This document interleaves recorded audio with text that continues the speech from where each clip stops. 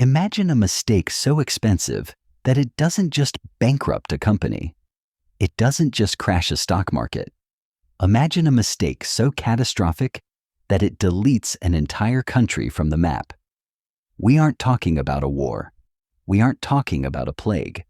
We are talking about an investment, a startup idea, a gamble. In the late 1600s, there was a nation called Scotland. It was independent. It had its own parliament, its own laws, and its own crown. It was proud. But in the span of just 3 years, it committed national suicide. They didn't lose their freedom on a battlefield fighting against an invading army. They sold it. They signed it away for a check. Why? Because they were broke. They went broke because almost every single person in the country, from the duchess to the peasant, from the sea captain to the farmer, put their life savings into one single idea. They put 20% of the entire nation's liquid capital into a wooden box and shipped it across the Atlantic Ocean to a place they had never seen. They were promised paradise. They were told they would be the kings of global trade. They were told it was a can't-lose opportunity. Instead, they found a graveyard. This is the story of the Darien Scheme. This is the story of how greed, FOMO, and one man's delusion destroyed a kingdom forever. And if you think this is just ancient history, look at your own economy. Because the psychology that killed Scotland is the exact same psychology driving the markets today. To understand the disaster, you have to understand the desperation. The year is 1695. Scotland is starving. Literally starving. They called it the 7 ill years. The harvests had failed. It was cold. People were dying in the streets. Meanwhile, their neighbor down south, England, was getting rich. The English had colonies. They had sugar in the Caribbean, tobacco in Virginia, spices in India. They were building an empire of wealth. Scotland wanted a piece of the action. They were tired of being the poor cousin. They wanted to be a superpower. Enter William Paterson.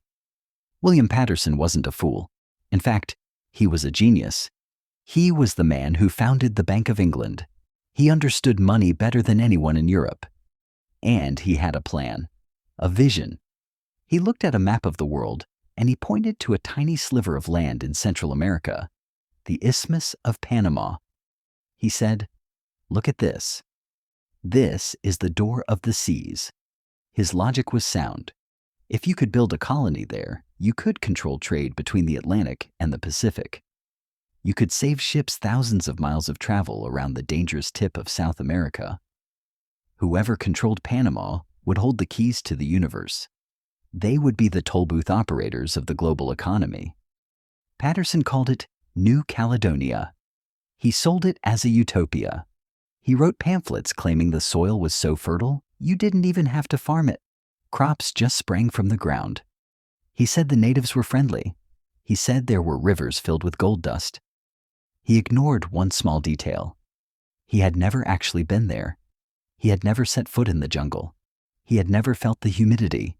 He had never heard the buzz of the mosquitoes. But Scotland didn't care about details. They cared about hope. Paterson launched a subscription drive. It was the 17th century equivalent of an initial public offering. He opened a book in Edinburgh and asked people to invest. The reaction was hysteria. It was mania. People lined up for blocks. Rich widows sold their jewelry to buy shares. Highlanders sold their cattle. Servants gave up their wages. It wasn't just an investment. It was patriotism. If you didn't invest, you didn't believe in Scotland. In a matter of weeks, they raised £400,000. That number sounds small today. But in 1695, that was about 20% to 25% of all the circulating money in Scotland. Imagine if the United States took 25% of its entire GDP, trillions of dollars, and bet it all on a single crypto coin. That is what Scotland did. They put all their eggs in one basket, and then they handed the basket to a man who had never visited the farm. On July 14, 1698, 5 ships set sail from the port of Leith. The whole country came out to watch.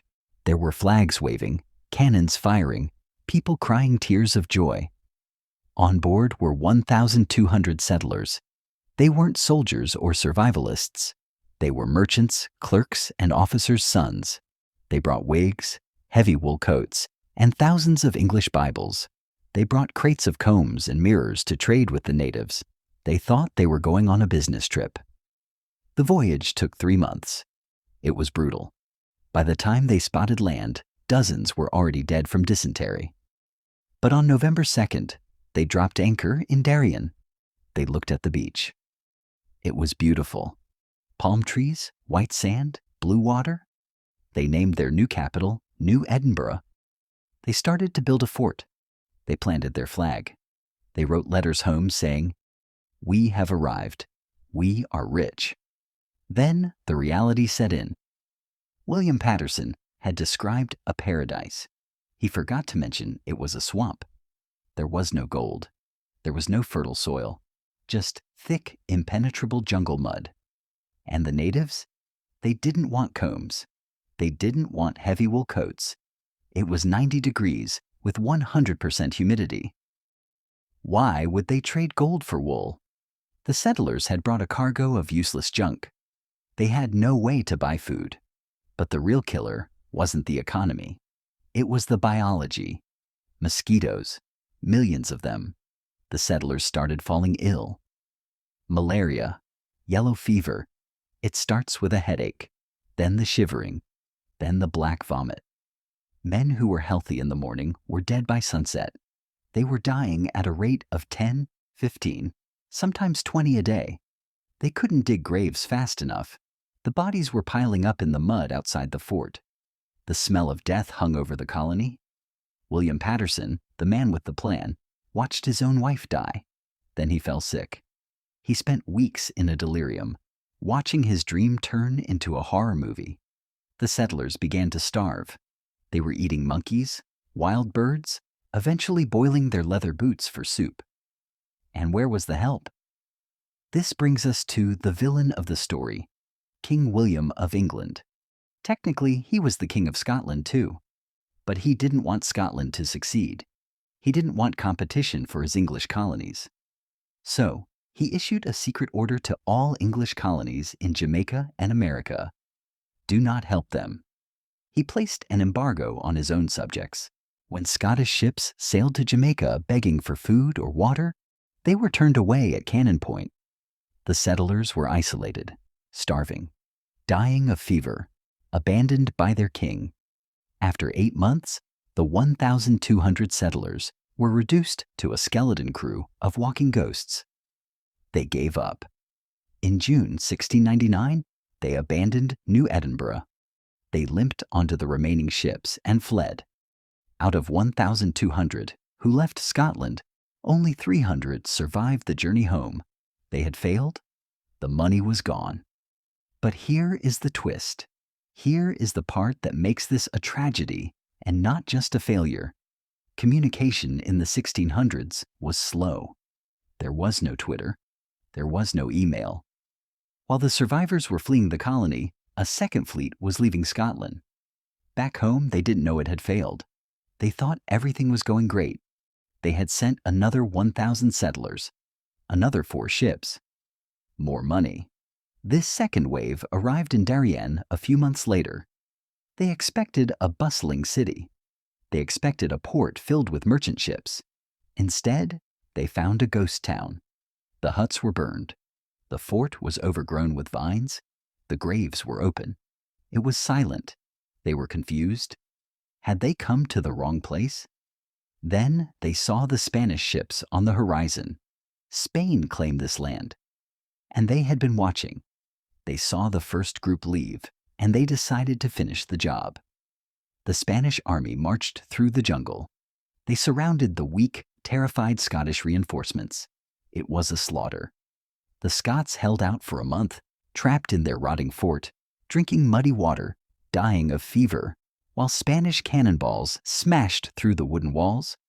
Finally, they surrendered. The Spanish commander was so horrified by their condition, skeletal, sick, covered in sores, that he actually let them leave. He didn't execute them. He pitied them.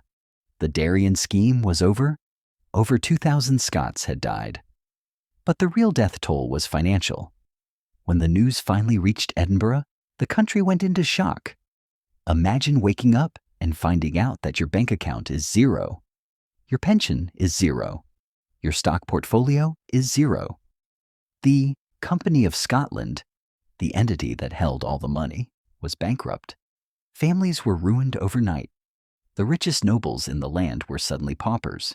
There were riots in the streets. People smashed the windows of the company offices. They demanded their money back. But the money wasn't in a vault. It was rotting in a swamp in Panama.